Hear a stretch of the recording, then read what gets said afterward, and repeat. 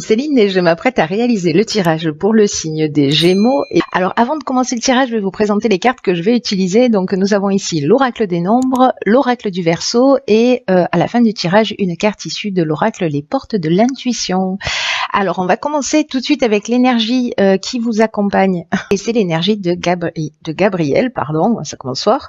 Alors c'est incroyable parce que Gabriel, qui est associé à la Lune, est sorti dans énormément de tirages. Donc, vous faites pas exception à la règle. Et cet archange, en fait, c'est vraiment un archange qui apporte l'esprit de vérité, qui apporte la lucidité, l'intuition dans toutes les situations de blocage, si jamais c'est votre cas et que vous en rencontrez. En tout cas, il va vous permettre de vous reconnecter avec qui vous êtes, de trouver les solutions qui sont déjà en vous, de faire appel à vos ressources. Avec cet archange Gabriel, on va travailler aussi sur ses émotions pour rester maître de son destin et ne plus subir les événements. Je crois que c'est vraiment le mot d'ordre d'une manière générale, voilà, de reprendre un peu le contrôle de son existence. Alors, on va voir ce que nous réserve la première ligne. Donc nous avons une carte magnifique, un maître nombre 22, la force. Nous avons la carte du voyage, nous avons la carte du faux pas et nous avons la carte de la discussion. Alors, la carte de la force, c'est vraiment, comme je vous le disais, c'est un maître nombre et son énergie, c'est vraiment une énergie très spéciale. Et elle va vous accompagner de manière très puissante pour réaliser vos objectifs les plus, ceux qui vous tiennent le plus à cœur, en tout cas ce qui y a de plus grand pour vous. Peut-être pour reprendre le contrôle de votre existence. En tout cas, passer à travers les blocages s'il y en a. Là, j'ai l'impression que c'est le cas parce qu'on a cette carte du faux pas. Mais en tout cas, là, on vous dit vraiment profiter pour agir sans attendre et pour vraiment accomplir ce que vous avez à accomplir. Donc là, on vous dit mobilisez vos forces, osez voir grand. Voilà, les vibrations qui vous entourent sont vraiment très positives et elles vont vous aider à vivre ce que vous souhaitez au plus profond de vous-même. Donc, osez voir grand et prenez conscience de la force qui est en vous pour accomplir ce que vous désirez. Ensuite, cette carte, elle est accompagnée de la carte de la discussion. Donc, moi, j'ai l'impression que peut-être, parce que le voyage, on parle de déplacement, plus ou moins loin, hein, voilà, de déplacement d'une manière générale. Ça peut être un voyage à l'étranger aussi. Mais j'ai l'impression que vous allez vous déplacer pour...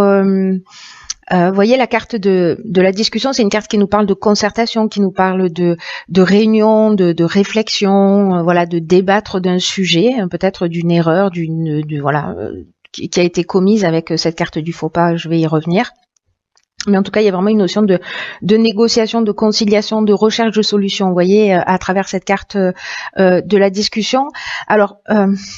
Le faux pas, c'est peut-être vous qui l'avez commis, peut-être que là on est en train j'ai l'impression qu'il y a un travail d'équipe. J'ai l'impression qu'il y a un travail d'équipe, ou alors vous avez une forme de désillusion par rapport à des attentes, à une discussion, voilà, que vous avez eu lors d'un déplacement. Peut-être que vous avez une sensation de faire le mauvais choix ou qu'un mauvais choix a été fait. Ou peut-être qu'il y a quelque chose qui n'est pas clair, vous voyez, parce qu'il y a une notion d'imprécision aussi avec la carte du faux pas. Donc là, ça peut résonner de toutes ces manières. Dans tous les cas, là, on vous dit que vous avez la force pour résoudre les problèmes. Donc là, on n'est pas dans des conflits, on est dans la recherche de solutions, hein, je vous le rappelle. Voilà, quoi qu'il en soit. Alors, on va voir ce que nous réserve la suite du tirage. Nous avons la carte numéro 47, qui est la carte de l'épanouissement. Nous avons la carte des chaînes. Nous avons la carte de la construction et nous avons la carte de la technique. Ok. Alors.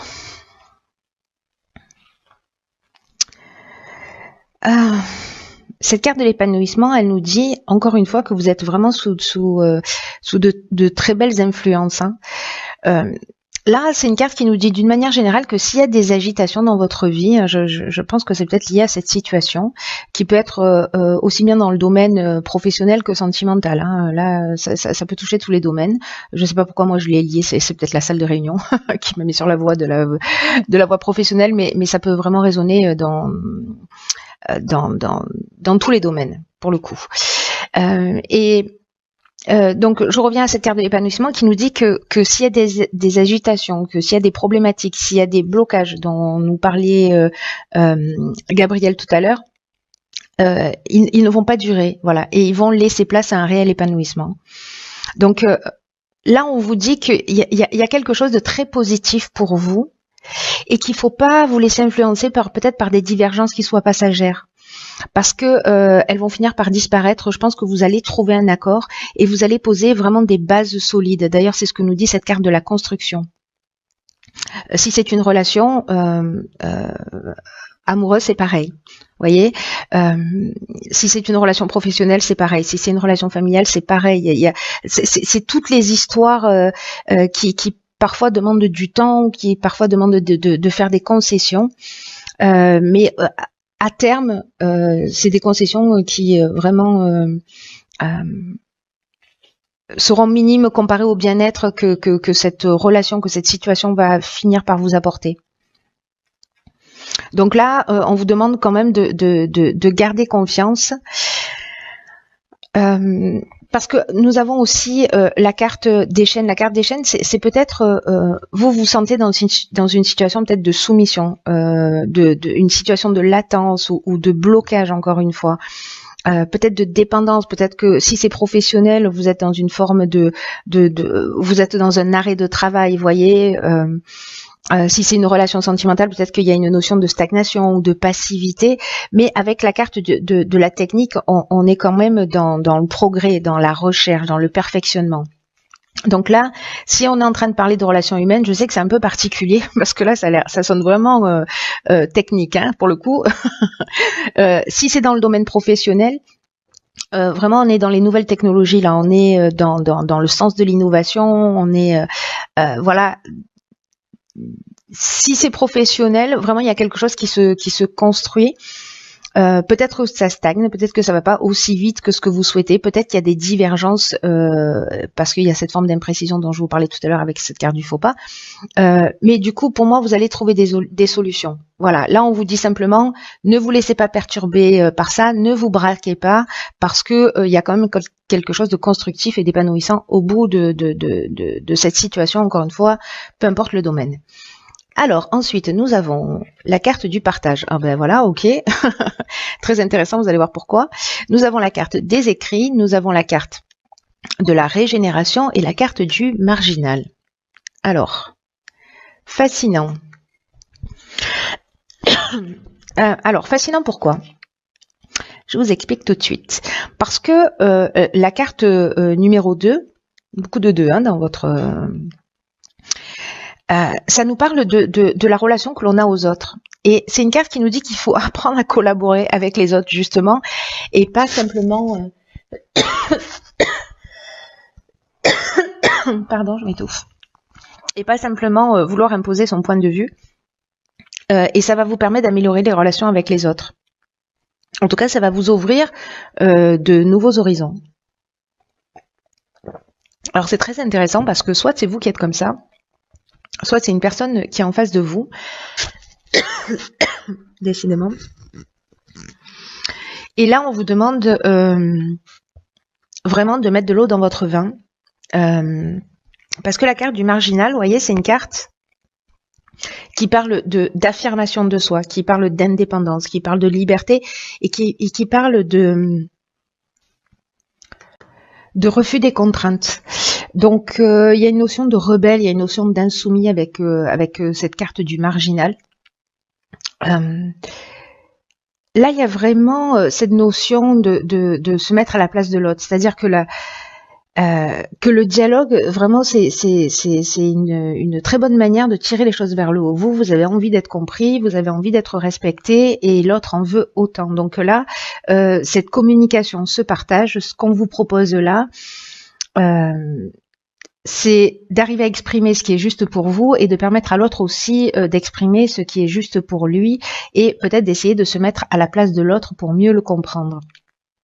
Donc ça reste très important parce qu'il y a peut-être une notion aussi de guérison. En tout cas, c'est un outil que vous avez, une ressource, un outil que vous avez à disposition pour passer à travers ces fameux blocages, hein, et pour avancer et reprendre en tout cas le contrôle de votre vie. Pas d'une manière brutale, voilà. On peut le faire, hein, on peut mettre des coups de pied dans la fourmilière, mais là il y a quelque chose de, je sais pas, de très subtil, de très constructif, etc. Alors cette carte, elle est accompagnée également de la carte des écrits. Alors la carte des écrits, c'est une carte de, soit on est en train de parler d'un contrat, soit on est en train de parler de nouvelles. Peut-être de démarches ou en tout cas d'accords, de signatures, etc.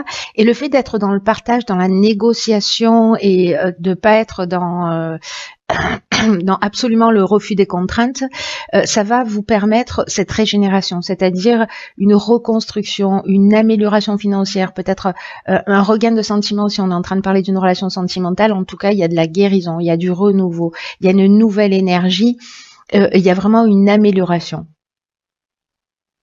Donc c'est vraiment très intéressant et c'est très constructif en fait. Il y a vraiment cette notion de transformer les choses d'une manière positive et de les tirer vers le haut, hein. Alors on va voir ce que nous réserve la carte.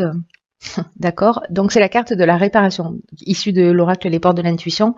Je vous lis le message. Dès que vous transformez ou réparez les choses, vous récupérez toute une énergie dont vous pouvez disposer. Voilà. Je vais m'arrêter là. Non, je vais pas m'arrêter tout à fait là parce que du coup, ça nous apporte des informations supplémentaires, cette carte, même si elle résume très bien, je trouve, le jeu. C'est une carte qui dit que ce qui ne fonctionne pas chez vous mérite que vous y apportez votre attention parce que ça produit un blocage dans certaines situations. C'est ce qu'on est en train de voir là quand même, hein. Et là, on vous dit que dès que vous transformez les choses, que vous les réparez, vous allez récupérer une énergie dont vous pouvez disposer dont bon vous semble. Et effectivement, il y a cette notion, je vous le disais aussi avec la régénération, de guérison. Et cette communication, le moment où vous allez travailler votre relation à l'autre en sortant de ce côté rebelle, vous allez vous transformer. Il y a quelque chose qui va se transformer. Et ça marche aussi, si on fait un parallèle avec la situation que vous êtes en train de vivre, ça marche aussi avec les biens matériels. Par exemple, je pense à ça parce que ici on a la technique aussi et la construction. Et vous verrez si ça résonne pour vous.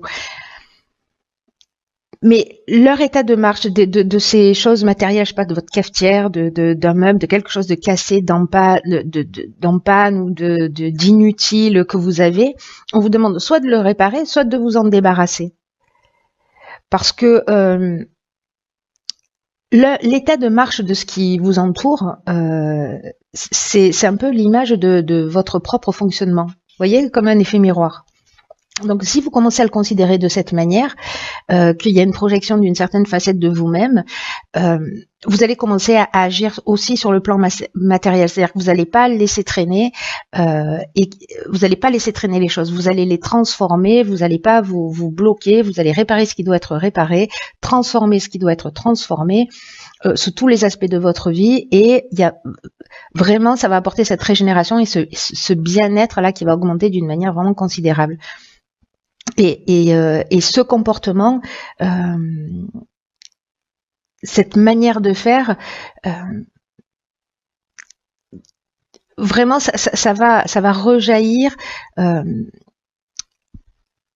dans tous les aspects de votre vie et ça va augmenter votre aptitude à la réussite. Donc là, faites le ménage, réfléchissez, triez, listez tout ce que vous avez à faire en vous, chez vous, autour de vous, afin que tout soit opérationnel. Voilà, techniquement, si vous avez des choses à régler, faites-le, parce que du coup, vous allez libérer une autre quantité d'énergie qui va être importante pour vous. Voilà, c'est un très beau jeu aussi qui qui, je vous le souhaite, va vous emmener cette compréhension. En tout cas, si vous avez un conflit tel qu'il soit, un sentiment de blocage, n'oubliez pas qu'on reprend les rênes de son existence, que la clé est en vous, c'est ce que nous dit Gabriel, que c'est un mois aussi pour travailler sur ses émotions, pour rester maître de son destin, ne plus subir les événements. Et rester maître de votre destin, c'est aussi être à l'écoute de l'autre. Voilà, de l'autre. Voilà, de l'autre. Voilà.